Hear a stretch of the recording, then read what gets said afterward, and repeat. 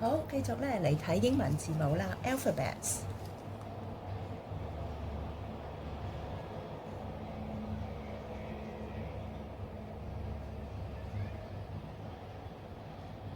好 alphabets，咁你繼續咧由 O 字講起啦。首先係大街 O，大街 O 咧係高嘅 O。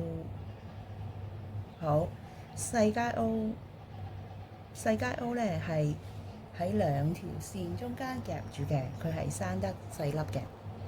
好 P 啦 ，P 咧高大㗎啦，一棟加個頭俾佢。咁細街 P 咧條尾要跌落嚟嘅。好，到 Q 啦 ，Q 呢個係 O 字啦，再加隻腳仔俾佢 Q。細街 Q 咧就好似個 P 字嘅反轉咁。好，咁咧有啲人咧就會喺條尾嗰度咧加一個細嘅橫畫俾佢嘅 Q。係，咁加咗咧就唔似個九字啦。好，到 R 咯喎，R 咧就首先寫咗個 P 字先啦，跟住咧再加隻腳俾佢，佢係個 R。咩加隻好似個 K 字嘅腳俾佢。好，咁細家嘅 R 咧，動沿路上返去過嚟，個頭彎彎地。好，寫多次啦。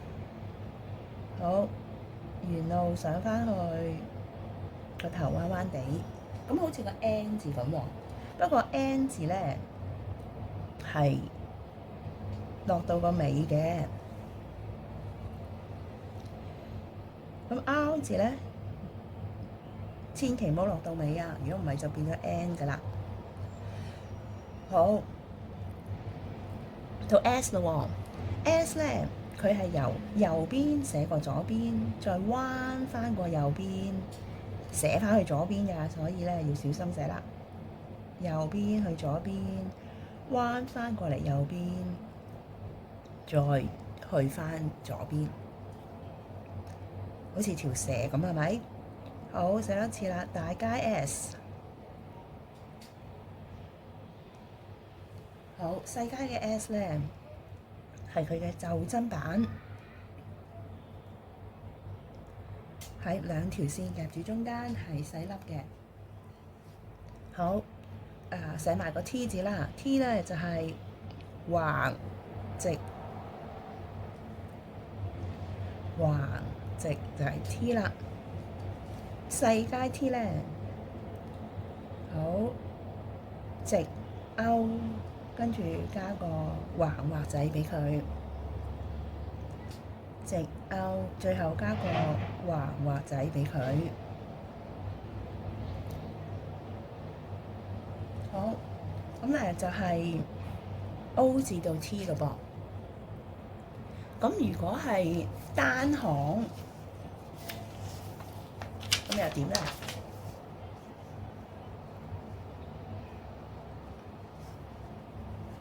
好，睇下啦，大街 O，細街 O，大街 P，細街 P，大街 Q，細街 Q。咁咧個 Q 字咧寫咗個圓，跟住直接寫埋個直，咁就唔好分開寫喎，唔需要分開寫啊，一筆過咁寫就 OK 㗎啦。好，到 R 大街 R，細街 R。好，咁咧好明顯咁見到咧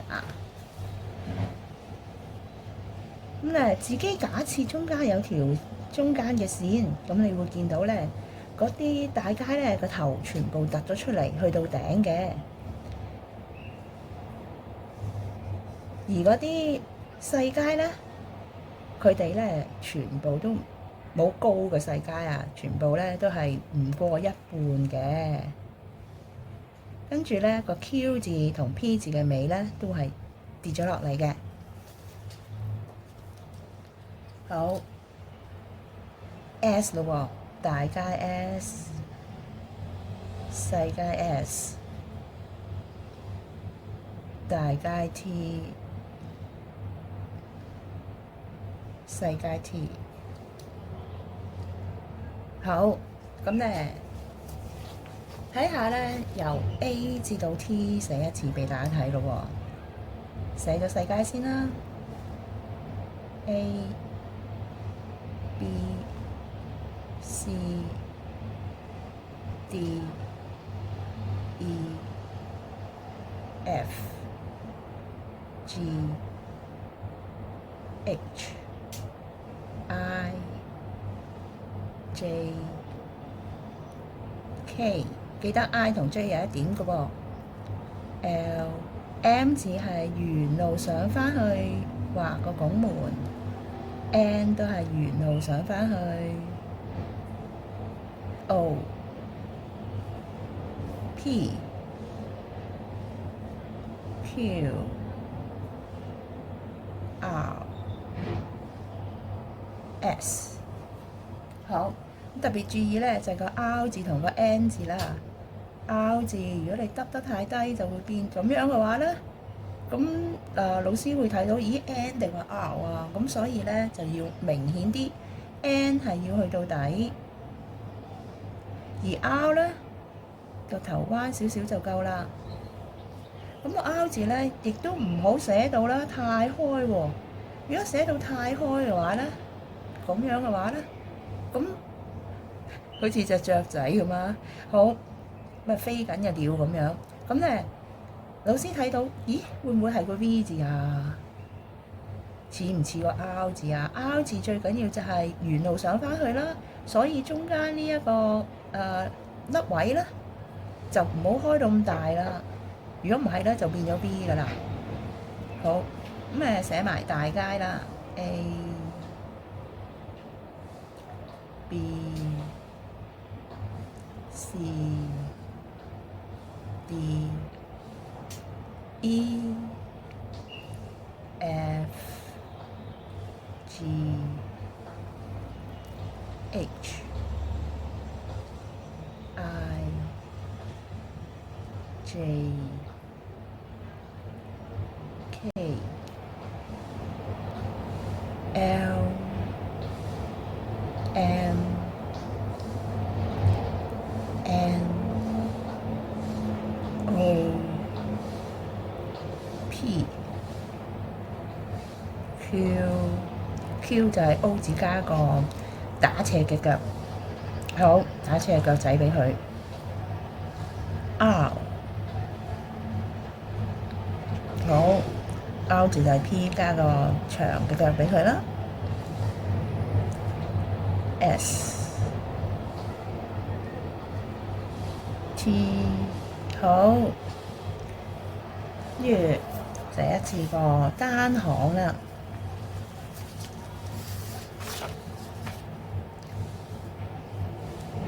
單行咁咧，寫之前自己心目中咧喺中間有一條嘅虛線，記得咧係愛嚟分辨個字母嘅高矮嘅大街細街。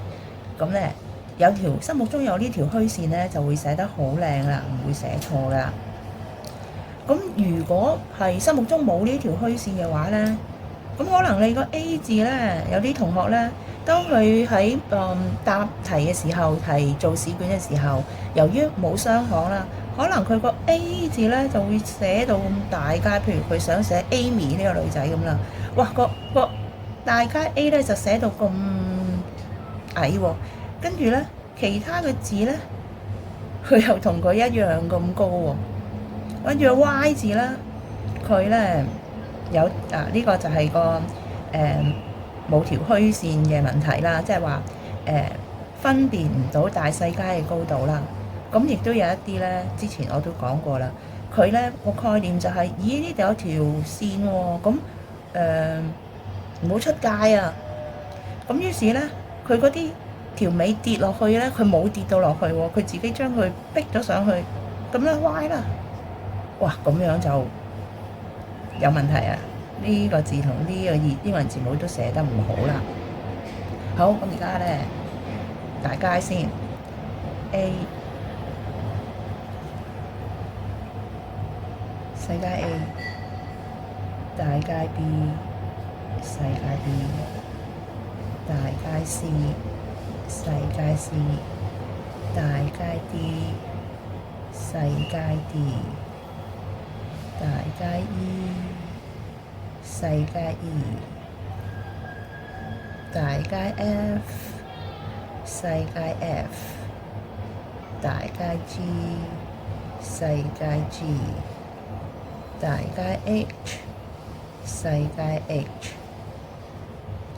大街 I， 細街 I。好，咁暫時咧係得個 G 字條尾跌咗落嚟啫。好，到 J 啦，大街 J， 細街 J， 咁留意咧佢有一點啦，同埋尾會跌落嚟嘅。大街 K， 細街 K， 大街 L， 細街 L， 大街 M， 細街 M， 大街 N， 細街 N， 大街 O， 細街 O， 大街 P， 細街 P， 大街 Q， 細街 Q。好，咁咧，今次就到呢個 J 字啦 ，P 同埋 Q 個尾係跌落嚟啦。咁而細街嚟講咧，就係 KL 都係高嘅喎。好，咁啊 R 啦 ，R 大街 R， 細街 R， 大街 S， 細街 S， 大街 T， 細街 T。好，咁啊完成啦喎。好 ，very good，goodbye class。